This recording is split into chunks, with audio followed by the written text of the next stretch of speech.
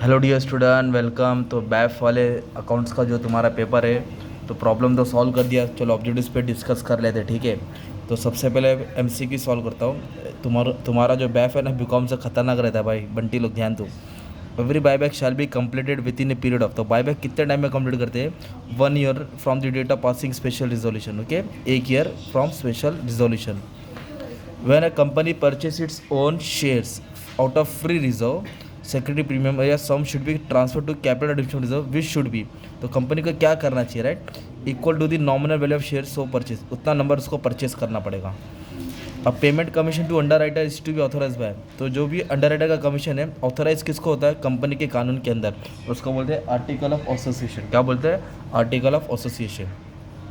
Merchant banker can act as underwriter. तो merchant banker जो underwriter act कर सकता है, पर उसको सर्टिफिकेट कहाँ से मिलेगा? मर्चेंट बैंक बोले तो स्टॉक एक्सचेंज के रिलेटेड, तो सेबी देगा उसको licence.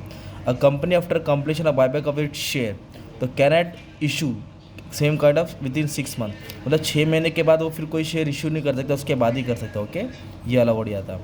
Capital addition scheme is worth considering कब काम का आता है? जब कंपनी कोई रिकवरी करता है, अपना क्या करता है, पुराना कर्जा को सेटल करता है। Company must apply for an order confirming the reduction. Reduction करने के लिए किसका ऑर्डर चाहिए मालूम है? ट्रिब्यूनल का ऑर्डर चाहिए। ये देंगे तो कैपिटल रिडक्शन का स्कीम स्टार्ट होगा, रिकंस्ट्रक्शन। लिक्विडेशन ऑफ कंपनी का जो पेमेंट का रहता है पार्ट, तो सबसे पहले लिक्विडेशन एक्सपेंस लिखेंगे, फिर बाहर का कर्जा लिखेंगे, फिर प्रेफरेंशियल लायबिलिटी, फिर मालिक लोग को मिलता है ना। तो ये लिक्विडेशन एक्सपेंस है ना। आउटसाइडर भी था, ओनर लास्ट में आएगा ना, बंटी लोग, तो ये आएगा पहला, सिंपल। फिर क्या बोला है कि इन्वेस्टमेंट अलाउंस रिजर्व, ये क्या होता है? एक स्टैट्यूटरी रिजर्व होता है, ठीक है। और calculating purchase concession under section accounting standard 14, इसमें क्या होता है कि payment to shareholder are taken, मतलब शेयर होल्डर में इक्विटी प्रेफरेंस दोनों आ गया, नॉट इक्विटी बोथ। तो ये वाला आंसर आएगा, ठीक है। डिवेंचर नहीं, पर ये दोनों ज़रूरी रहता है। अभी ट्रू और फॉल्स में कैसा है? Two or more company combine to form new company, इसको अमलगेमेशन बोलते हैं, ऑब्जर्प्शन नहीं बोलते। ऑब्जर्प्शन मतलब एक कंपनी दूसरे को टेक ओवर करता है, ठीक है।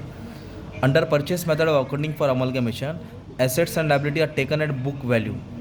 फॉल्स, परचेस मेथड में बुक वैल्यू नहीं होता है, जो वैल्यू दी रहेगी वो लिया जाता है, पर है ना, इक्विटी से प्रेफरेंशियल्स के हिसाब से। डेबिट बैलेंस हमेशा लॉस होता है, इधर प्रॉफिट बोला, सीधी बात, फॉल्स है ना, लेजर बनता है। ओके, सब सॉल्व कर दिया, अपलोड कर दिया।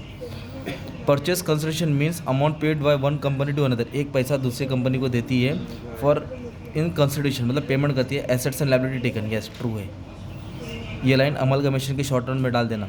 Nature of external reconstruction and internal reconstruction same, नहीं, फॉल्स। एक्सटर्नल बाहर से होता है, इंटरनल अंदर से होता है, सीधी बात, अलग है दोनों। Approval of stakeholder is not required, false भाई, उनका तो परमिशन चाहिए ना, कंपनी को कर्जा कम कर रहे हैं। Company is allowed to convert fully paid of share into stock, company share को स्टॉक में कन्वर्ट कर सकती है, ट्रू है।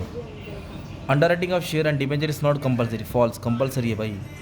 Under liquidation of company preference shareholder are paid last after the payment to, नहीं, फॉल्स, सबसे last equity shareholder को देते, प्रेफरेंस शेयर को नहीं।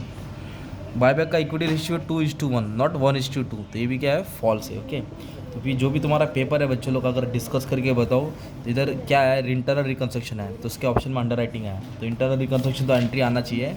बायबैक आया, बैलेंस शीट दिया था भाई, खतरनाक वाला था।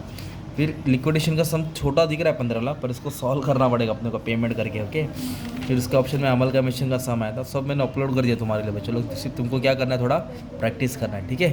Thank you very much and all the best for your exam.